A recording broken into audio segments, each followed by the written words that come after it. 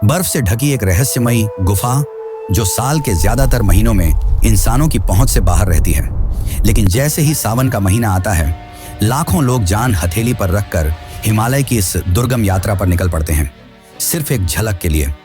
एक ऐसी झलक जो विज्ञान को चौंकाती है और श्रद्धा को जीवंत कर देती है। अमरनाथ। ये नाम सुनते ही मन में एक सवाल गूंजता है, आखिर इस गुफा में ऐसा क्या है? क्यों हर साल यहाँ बर्फ से अपने आप एक शिवलिंग बनता है जो किसी इंसानी हस्तक्षेप के बिना आकार लेता है, बढ़ता है और फिर धीरे धीरे लुप्त हो जाता है? क्या ये कोई प्राकृतिक चमत्कार है या कोई दिव्य संकेत? क्या है बाबा अमरनाथ की अमर कहानी? माना जाता है कि इस गुफा की खोज एक मुस्लिम चरवाहे ने की थी, पर क्या यह सच है या इतिहास बदलने की कोशिश? आज मैं जब आपको इसकी असली सच्चाई बताऊंगा तो आप भी हैरान रह जाएंगे। माना जाता है कि यही वो स्थान है जहां स्वयं भगवान शिव ने पार्वती को वो कथा सुनाई थी जो किसी भी इंसान को अमर बना सकती है। लेकिन फिर सवाल उठता है, अगर वो कथा अमृत की थी तो क्या वह आज भी किसी रूप में मौजूद है? क्या वह ज्ञान किसी ने सुन लिया था? और अगर हाँ, तो कौन था वो जो आज भी जीवित है? लोक कथाएं कहती हैं कि 2 कबूतर उस गुफा में कथा के दौरान मौजूद थे। स्थानीय लोगों का दावा है कि गुफा में एक सफेद कबूतरों का जोड़ा रहता है जो कभी नहीं मरता। 2015 में एक यात्री ने वीडियो बनाया जिसमें 2 कबूतर गुफा के अंदर बैठे दिखे। हैरानी की बात यह कि 1930 के दशक के पुराने फोटोज में भी यही कबूतर दिखाई देते हैं। अमरनाथ की यह गुफा साल में केवल 2 महीने के लिए ही खुलती है और बाकी के 10 महीने बंद रहती है। लेकिन जब यह 10 महीने के लिए बंद होती है तो गुफा के अंदर ऐसा क्या होता है कि वहां इंसानों का जाना मना है? और क्या हुआ जब एक शख्स ने गुफा की इस सच्चाई को जानने के लिए गुफा के बंद होने से पहले उसके अंदर सीसीटीवी कैमरे लगाए? उस कैमरे में जो उसने देखा वो आपको चौंका के रख देगा। लेकिन सवाल ये है, क्या यह सब सच है? क्या वाकई इस गुफा में कोई दैवीय शक्ति छुपी हुई है? क्यों विज्ञान आज तक इस बर्फ के शिवलिंग के रहस्य को नहीं सुलझा पाया? और क्या यह गुफा कैलाश पर्वत या फिर पाताल लोक से जुड़ी हुई है? और क्या है शेषनाग झील का रहस्य? क्या इसमें आज भी शेषनाग निवास करते हैं? क्योंकि बीते कुछ सालों में लोगों ने दावा किया है कि उन्हें शेषनाग के दर्शन हुए हैं। और आखिर क्या है शिव खोड़ी गुफा का रहस्य जिसमें जाने वाला आज तक वापस लौट कर नहीं आया? मित्रों, अभी पूरे भारत में सिर्फ एक ही गूंज सुनाई दे रही है, वह है हर हर महादेव की। हर हर महादेव। इसका पहला कारण सावन का महीना है ही, लेकिन मुख्य कारण है शिव के प्राचीन धामों की यात्रा का प्रारंभ होना। यही वह समय है जब लोग भोले बाबा की कृपा प्राप्त करने के लिए केदारनाथ और अमरनाथ की यात्रा पर निकलते हैं। यह यात्रा आसान नहीं होती, हर रास्ता भक्तों की भक्ति की परीक्षा लेता है। लेकिन जब अंत में भक्त मंदिर परिसर में पहुंचते हैं तो उन्हें एक अलौकिक शक्ति का अनुभव होता है और मन शांत लगता है। तो आज की इस डॉक्यूमेंट्री में हम आपको अमरनाथ की अनसुनी और रहस्यमयी बातें बताएंगे जो आपको चौंका कर रख देंगी। इस डॉक्यूमेंट्री में हम इतिहास की उन सच्चाइयों को बताएंगे जिन्हें आपसे छुपाया गया और हिंदू इतिहास को बदलने की कोशिश की गई। साथ ही हम वीडियो के अंत में यह भी बताएंगे कि आप कैसे बाबा अमरनाथ की यात्रा कर सकते हैं और जीवन मरण के इस चक्र से मुक्ति पा सकते हैं। तो चलिए चलते हैं अमरनाथ की इस यात्रा पर। लेकिन उससे पहले अगर आप चैनल पर नए हैं तो वीडियो को लाइक करके चैनल को सब्सक्राइब जरूर कर लें और कमेंट में लिखें हर हर महादेव। अमरनाथ सिर्फ एक गुफा नहीं बल्कि हजारों वर्षों की आस्था, श्रद्धा और रहस्य से जुड़ी एक अद्भुत कथा है। जम्मू कश्मीर की राजधानी श्रीनगर से लगभग 135 किलोमीटर उत्तर पूर्व में स्थित यह पवित्र गुफा समुद्र तल से करीब 13,600 फीट की ऊंचाई पर स्थित है। यहाँ पहुंचना कोई आसान काम नहीं है। ऊबड़ खाबड़ रास्ते, ठंडी हवाएं, पत्थरों से ढके पहाड़ और हमेशा बना आतंकियों का डर। लेकिन जो लोग यहाँ पहुंचते हैं उन्हें लगता है जैसे उन्होंने जीवन का सबसे बड़ा सत्य छू लिया हो। अमरनाथ गुफा बाहर से जितनी साधारण दिखती है, भीतर से उतनी ही दिव्य है। करीब 19 मीटर अंदर तक जाती इस गुफा की चौड़ाई लगभग 16 मीटर और ऊंचाई 11 मीटर है। लेकिन इसका सबसे बड़ा चमत्कार या यूं कहें कि सबसे बड़ा रहस्य है यहाँ हर साल अपने आप बनने वाला बर्फ का शिवलिंग। यह कोई मूर्ति नहीं, न ही किसी इंसान द्वारा बनाई गई कोई आकृति। यह है स्वयंभू हिमानी शिवलिंग जो पूरी तरह प्राकृतिक है। और यही कारण है कि इसे केवल एक शिवलिंग नहीं बल्कि शिव की जीवित उपस्थिति का प्रमाण माना जाता है। यह शिवलिंग सावन के महीने में बनना शुरू होता है, यानी कि आषाढ़ पूर्णिमा से लेकर रक्षाबंधन तक की अवधि। जैसे जैसे चंद्रमा बढ़ता है वैसे वैसे यह शिवलिंग भी आकार लेता है। श्रावण पूर्णिमा को इसका आकार अपने चरम पर होता है। करीब 10 फुट ऊंचा। और फिर जैसे जैसे चंद्रमा घटता है, शिवलिंग भी धीरे धीरे विलीन होने लगता है। चमत्कार की बात तो यह है कि यह बर्फ ठोस होती है, इतनी ठोस कि वर्षों तक जमा रहे, जबकि गुफा की बाकी बर्फ नरम होती है, जो हाथों पर रखते ही घुल जाती है। गुफा के भीतर से पानी की बूंदें टपकती हैं। इन्हीं बूंदों से धीरे धीरे शिवलिंग आकार लेता है और इसी स्थान को अमृत की गुफा कहा जाता है, क्योंकि पुराणों के अनुसार यहीं भगवान शिव ने माता पार्वती को अमर कथा सुनाई थी। वह कथा जिसे कोई और न सुने, इसलिए शिव ने पहले नंदी को, फिर चंद्रमा, सर्प, गण और पंचतत्वों को भी त्याग दिया।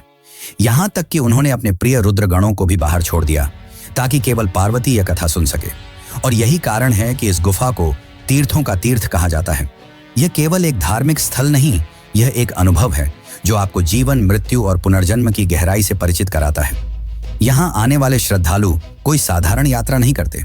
कोई पैदल चलता है, कोई डंडी में सवार होकर आता है, तो कोई बर्फ में नंगे पांव, सिर्फ इसलिए कि एक झलक मिल जाए उस शिवलिंग की, जिसे देखना मानो साक्षात शिव के दर्शन करना है। यहाँ तक कि वृद्ध, बीमार और बच्चे भी इस कठिन यात्रा पर निकलते हैं, क्योंकि ऐसा माना जाता है कि जो जीवन में एक बार भी बाबा अमरनाथ के दर्शन कर ले, वह जन्म मृत्यु के चक्र से मुक्त हो जाता है। यात्रा कठिन है, लेकिन जब आप गुफा के सामने पहुंचते हैं, ठंडी हवाओं के बीच घंटियों की आवाज, हर हर महादेव की गूंज और सामने बर्फ से बने शिव की उपस्थिति, तो मन, वचन और आत्मा तीनों एक साथ झुक जाते हैं। यह है अमरनाथ, जहां हर साल साक्षात शिव हिम के रूप में प्रकट होते हैं। एक ऐसा धाम जहां विज्ञान भी मौन हो जाता है। पर क्या आपने सोचा है कि पर्वत की इन ऊंचाइयों के बीच इतने दुर्लभ स्थान पर इस गुफा की खोज किसने की? माना जाता है कि इस गुफा की खोज एक मुस्लिम चरवाहे ने की थी। तो चलिए अब जानते हैं इस गुफा की खोज का असली इतिहास, जिसे आपसे छुपाया गया। इतिहासकारों के अनुसार अमरनाथ गुफा की खोज 16वीं शताब्दी में एक मुस्लिम चरवाहे ने की थी। दरअसल एक दिन बूटा मलिक नाम का मुस्लिम चरवाहा अपनी बकरियों को चराने पहाड़ों में ले गया। वहां उसे एक साधु मिले, जिन्होंने बूटा मलिक को कोयले से भरा एक थैला दिया। जब बूटा मलिक ने घर जाकर वह थैला खोला, तो उसमें हीरे जवाहरात भरे हुए थे। यह देखकर बूटा मलिक काफी खुश हुआ और वह उस साधु को धन्यवाद देने वापस उस पहाड़ पर गया। पर वह साधु वहां नहीं थे, बल्कि वहां बर्फ से बना एक शिवलिंग था। बाद में यह बात बूटा मलिक ने गांव वालों को बताई और तभी से अमरनाथ की यात्रा शुरू हुई। आज भी अगर आप किसी हिंदू से अमरनाथ के बारे में पूछेंगे, तो आपको यही कहानी बताई जाएगी। लेकिन यह कहानी सिर्फ एक कहानी है, सच्चाई नहीं। 12वीं सदी के कल्हण नामक एक इतिहासकार द्वारा लिखी गई पुस्तक राज तरंगिणी में लिखा गया है कि कश्मीर के राजा संधिमती अमरनाथ की गुफा में जाकर यहाँ के बर्फीले शिवलिंग की पूजा करते थे। यहाँ तक कि भारतीय पुरातत्व विभाग भी इस गुफा को 5000 साल से भी ज्यादा पुरानी मानता है, यानी कि यह गुफा महाभारत काल से भी पहले अस्तित्व में थी। एक और ग्रंथ के अनुसार राजा साम दामद शैव कश्मीर के राजा थे और वे पहलगाम के पास बर्फ के शिवलिंग की पूजा करने जाया करते थे। और बर्फ का शिवलिंग तो केवल एक ही है, और वह है अमरनाथ। नीलमत पुराण में भी अमरनाथ की गुफाओं का वर्णन मिलता है। ये सारी सच्चाइयां उस समय की हैं जब इस्लामी पैगंबर मोहम्मद का जन्म भी नहीं हुआ था, यानी कि हमें भ्रमित करने के लिए बूटा मलिक की कहानी गढ़ी गई। अब इसके पीछे लोगों और इतिहासकारों की क्या मंशा रही होगी, ये तो मैं नहीं जानता, पर सच तो यही है कि यह गुफा हजारों साल पुरानी है और आज भी भोलेनाथ यहाँ वास करते हैं। और साथ ही यहाँ वास करते हैं वे 2 कबूतर जिन्होंने भोलेनाथ से अमृतत्व की कथा सुन ली थी। तो चलिए अब जानते हैं भगवान शिव और इस स्थान के निर्माण से जुड़ी कथा के बारे में। अमरनाथ हिंदुओं के सबसे पवित्र तीर्थ स्थलों में से एक है और हर साल यहाँ लाखों लोग बाबा बर्फानी शिवलिंग के दर्शन करने के लिए आते हैं। इस शिवलिंग की उत्पत्ति को लेकर हिंदू पौराणिक ग्रंथों में एक कथा मिलती है, जिसके अनुसार इस स्थान पर शिव जी ने माता पार्वती को अमर होने की कथा सुनाई थी। दरअसल एक दिन माता पार्वती ने शिव जी से कहा, प्रभु, मेरा शरीर तो नश्वर है जो एक दिन मृत्यु को प्राप्त हो जाएगा, परंतु आप अमर हैं। आखिर इसका कारण क्या है, यह मुझे भी बताइए, मैं भी अजर अमर होना चाहती हूँ। तब शिव ने कहा कि यह सब अमर कथा के कारण है। ये सुनकर पार्वती जी शिव जी से अमर कथा सुनाने की जिद करने लगी। शिव जी इसे काफी समय तक टालते रहे, लेकिन जब पार्वती जी की जिज्ञासा बहुत बढ़ गई, तब उन्होंने सोचा कि अब यह कथा सुना ही देनी चाहिए। शिव जी नहीं चाहते थे कि उनके और पार्वती के अलावा यह कथा और कोई सुने, इसलिए वे एक सुनसान जगह चाहते थे और इसके लिए वे अमरनाथ की गुफा की ओर चल पड़े। अमरनाथ गुफा की ओर जाते जाते शिव जी ने अपने सभी साथियों को अलग अलग जगह छोड़ दिया ताकि कोई और इस कथा को न सुन सके। उन्होंने नंदी महाराज को बेलगाम में छोड़ दिया, जिसे आज पहलगाम भी कहा जाता है। अपनी जटाओं से चंद्रमा को निकालकर चंदनवाड़ी में छोड़ दिया। फिर शेषनाग तालाब के पास अपने गले में लिपटे वासुकी नाग को छोड़ दिया। फिर अपने पुत्र गणेश को महागणेश पर्वत पर रुकने के लिए कहा और अंत में उन्होंने 5 तत्वों को भी रास्ते में ही छोड़ दिया। माना जाता है कि पंचतरणी ही वह जगह है जहां ये 5 तत्व वायु, जल, अग्नि, पृथ्वी, आकाश एकाग्रित रहते हैं। इन सभी तत्वों को छोड़ने के बाद महादेव माता पार्वती के साथ अमरनाथ की गुफा में पहुंचे। शिवजी ने यह सुनिश्चित किया कि उस जगह पर उनके अलावा और कोई न हो। फिर वहां एक सुख नामक पक्षी मौजूद था। अब शिवजी ने माता पार्वती को कथा सुनाना शुरू किया और माता पार्वती से कहा कि तुम बीच बीच में हुंकार भरती रहना ताकि मैं निरंतर कथा सुना सकूं। अब महादेव ने अमर कथा शुरू की। देवी पार्वती बीच बीच में हुंकार भरती रहीं, परंतु कुछ समय पश्चात माता पार्वती को नींद आ गई।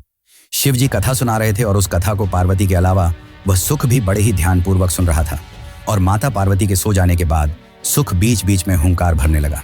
परंतु कुछ समय पश्चात भगवान शिव को संदेह हुआ कि कोई और पार्वती की जगह हुंकार भर रहा है।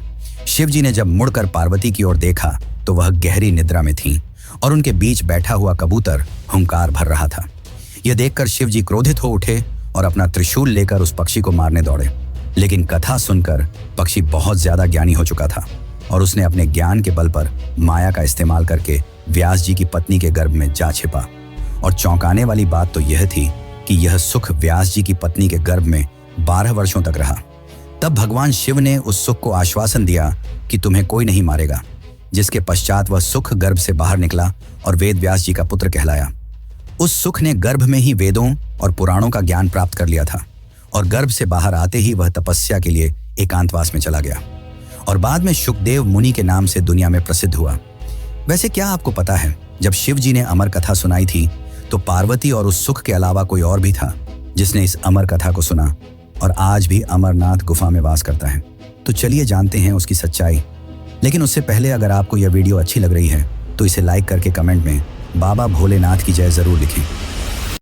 जो भी भक्त अमरनाथ के दर्शन करने जाता है उसकी बस एक ही मनोकामना होती है कि उसे अमर कबूतरों के दर्शन हो जाए। गुफा के अंदर 2 सफेद कबूतर कई हजार सालों से मौजूद हैं, जिनके दर्शन पाना सौभाग्य माना जाता है। लोगों का कहना है कि ये कबूतर साक्षात माता पार्वती और शिवजी ही हैं। दरअसल जब शिवजी माता पार्वती को अमृत की कथा सुना रहे थे तब उनके अलावा एक सुख यानी कि कबूतर भी वहां मौजूद था। लेकिन उस कबूतर के साथ ही उसके 2 अंडे भी थे।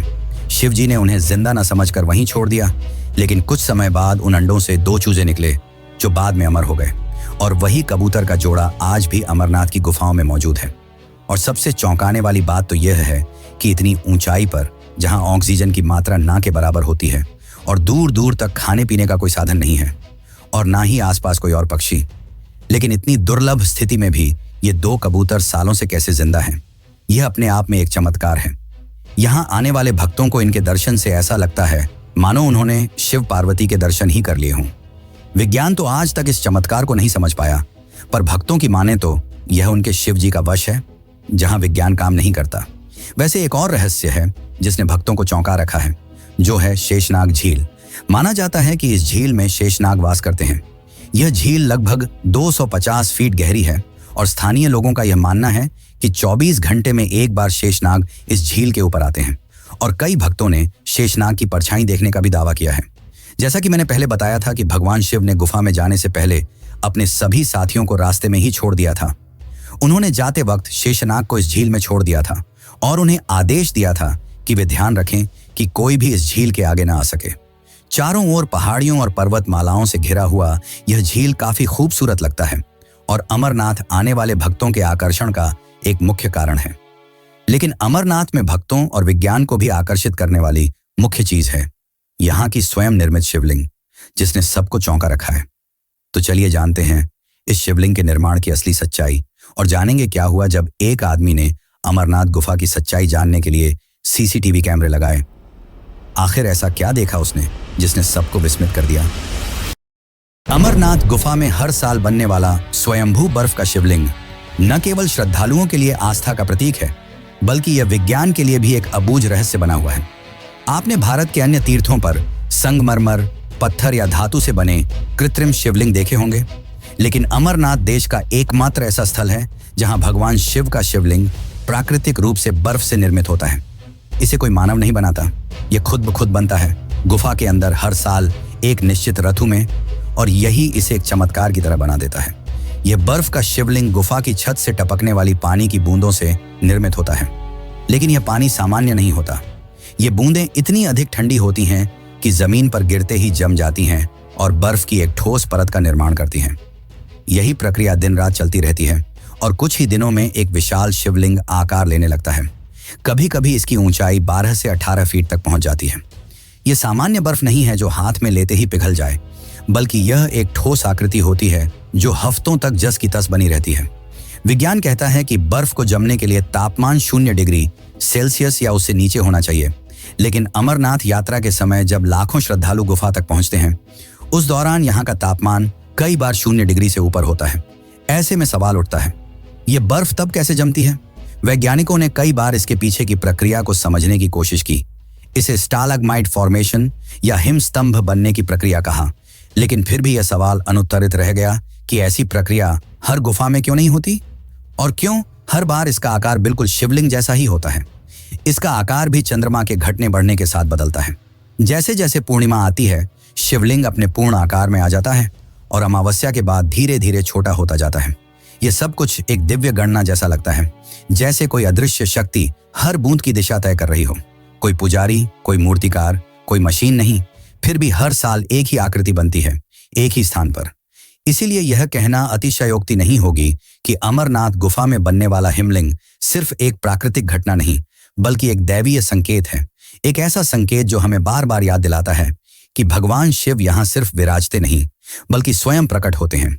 यही कारण है कि लाखों लोग कठिन से कठिन यात्रा तय कर, बर्फीले तूफानों और ऊंचे पहाड़ों को पार कर इस गुफा तक पहुंचते हैं, क्योंकि वे यहाँ किसी मूर्ति को नहीं, खुद भगवान को साक्षात देखने आते हैं। तो क्या यह हिमलिंग केवल बर्फ की आकृति है या फिर शिव का अमर प्रतीक? जवाब शायद विज्ञान कभी न दे पाए, लेकिन हर साल गुफा में बम बम भोले की गूंज के साथ जो भाव उत्पन्न होते हैं, वो किसी वैज्ञानिक सिद्धांत से नहीं, श्रद्धा और अनुभव से पैदा होते हैं। अब हम जानते हैं कि आप कैसे बाबा बर्फानी भोलेनाथ के दर्शन कर सकते हैं और कैसे जटिल रास्तों को पार कर अमरनाथ पहुंच सकते हैं। लेकिन उससे पहले हम यह जान लेते हैं कि क्या हुआ जब एक शख्स ने अमरनाथ की गुफा में चोरी छुपे सीसीटीवी कैमरे लगा दिए। एक बार की बात है, जम्मू कश्मीर के रहने वाले एक शख्स जिसका नाम महेश था, उसने चोरी छुपे बचते बचाते अमरनाथ गुफा के बंद होने के 2 दिन पहले गुफा में एक सीसीटीवी कैमरा लगा दिया। उसे साथ ही यह डर भी सता रहा था कि अगर किसी ने वह कैमरा देख लिया तो वह मुसीबत में पड़ सकता है। लेकिन किसी की नजर कैमरे पर नहीं पड़ी और 2 दिन बाद गुफा बंद कर दी गई। उसने देखा कि गुफा के बंद होने से कुछ ही देर पहले एक साधु गुफा के अंदर प्रवेश कर रहा है। उसने देखा कि सारे भक्त और पुजारी गुफा बंद करके अपने अपने घर लौट रहे थे, लेकिन वह साधु गुफा के अंदर ही बैठा रहा और ध्यान करने लगा। महेश ने सोचा कि वह यह बात जाकर पुजारी को बता दे, पर उसने यह भी सोचा कि अगर वह यह बात पुजारी को बताएगा तो उसकी सीसीटीवी वाली बात भी सामने आ जाएगी और उसके लिए परेशानी हो जाएगी। जिसके पश्चात वह चुपचाप उस साधु पर नजर बनाए रखा। देखते ही देखते 1 हफ्ता बीत गया। महेश ने देखा कि साधु का शरीर पतला होता जा रहा है। उसने सोचा कि शायद कुछ न खाने पीने की वजह से ऐसा हो रहा है, लेकिन 1 महीना बीतने के बाद देखा कि अब साधु गायब होते जा रहा है। अब केवल उसकी हड्डियां ही दिख रही हैं। यह देखकर महेश के तो होश ही उड़ गए। अब कुछ महीने बीतने के बाद ऐसा लगने लगा मानो वह साधु हवा में झूल रहा हो, और देखते ही देखते गुफा खुलने से पहले वह साधु पूरी तरह गायब हो गया। इस दृश्य ने महेश को चौंका दिया।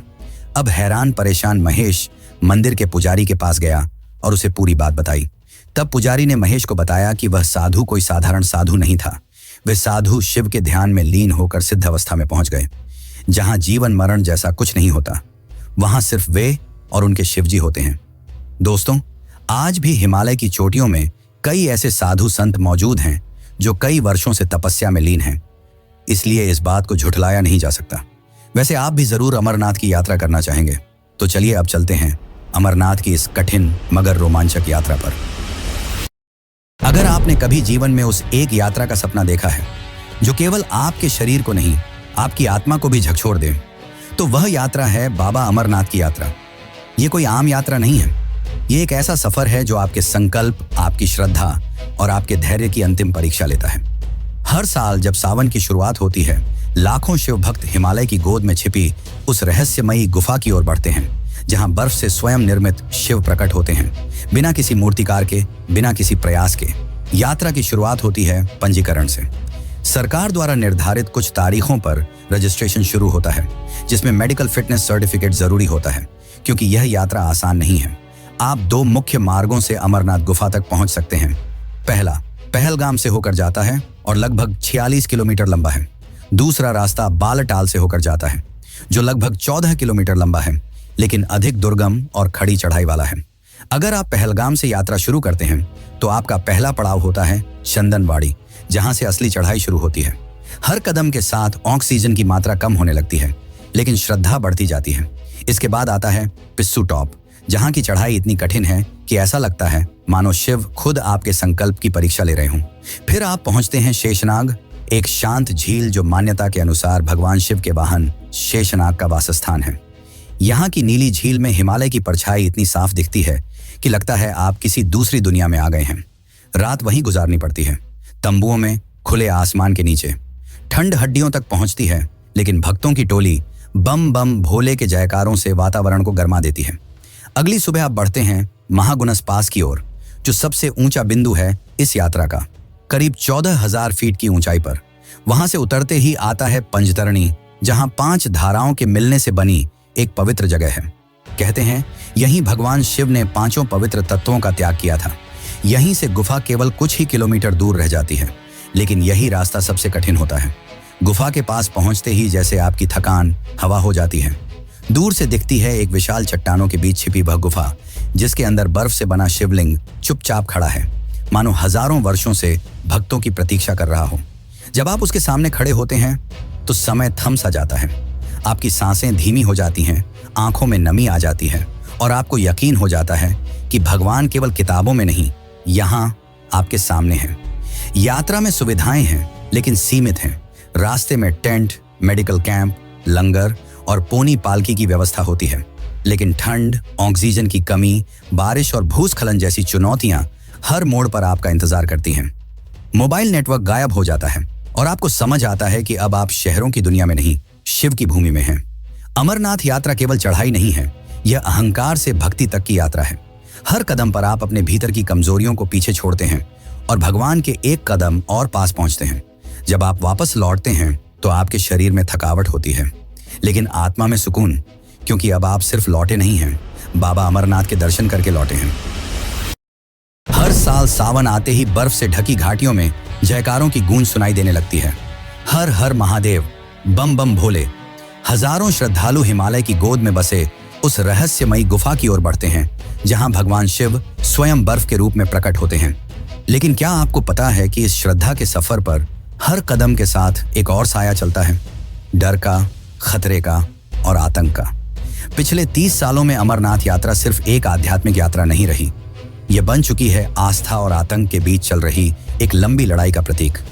वो गुफा जहां भगवान शिव ने माता पार्वती को अमृता का रहस्य सुनाया था, उस पवित्र स्थान को भी आतंकियों ने बार बार लहूलुहान करने की कोशिश की है। सबसे पहला हमला हुआ था 1993 में, और तब से लेकर आज तक 14 से अधिक बार आतंक का नंगा नाच इस तीर्थ भूमि पर हो चुका है। लेकिन इन सभी हमलों में एक तारीख ऐसी थी जिसने पूरे देश को झकझोर दिया। 1 अगस्त साल 2000। उस रात जब पहाड़ों पर चांद चमक रहा था, श्रद्धालु अपने तंबुओं में विश्राम कर रहे थे, तभी एक भयावह गूंज ने सब कुछ बदल दिया। आतंकियों ने अंधाधुंध गोलियां बरसाईं। 32 मासूम श्रद्धालु मारे गए। वो दिन अमरनाथ यात्रा के इतिहास का सबसे काला अध्याय बन गया।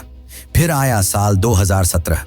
इस बार आतंकियों ने एक श्रद्धालुओं की बस को निशाना बनाया। बस में सवार थे वे भक्त जो बाबा बर्फानी के दर्शन कर लौट रहे थे। गोलियों की आवाज में हर हर महादेव के जयकारे दबने लगे। इस हमले में 8 श्रद्धालु मारे गए, जिनमें महिलाएं भी शामिल थीं। और फिर भी उस बस में बचने वालों ने जो कहा, वो सुनकर आप कांप उठेंगे। हम फिर आएंगे बाबा के दरबार में, चाहे कुछ भी हो जाए। हर साल आतंकियों की ओर से धमकियां आती हैं, यात्रा रोकने की कोशिशें होती हैं, लेकिन इन सब के बावजूद श्रद्धालुओं की संख्या कम नहीं होती, बल्कि हर साल बढ़ती जाती है। क्योंकि यहाँ केवल पैरों की यात्रा नहीं होती, यहाँ आस्था की पराकाष्ठा पर चलना होता है। क्या ये केवल संयोग है कि हर हमले के बावजूद यात्रा फिर से होती है, या फिर यह बाबा अमरनाथ की कृपा है जो अपने हर भक्त को अपने दरबार तक खींच ही लाती है?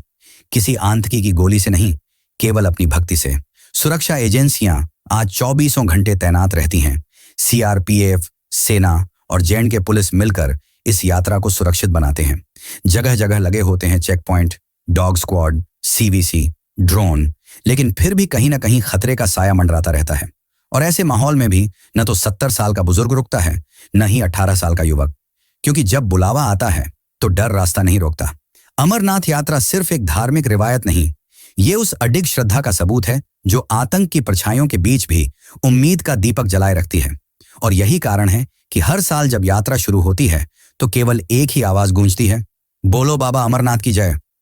और यदि आपने अब तक अमरनाथ की यात्रा नहीं की है तो मैं बाबा बर्फानी भोलेनाथ से विनती करता हूं कि मेरे सारे दर्शकों की मनोकामनाएं जल्द से जल्द पूरी हों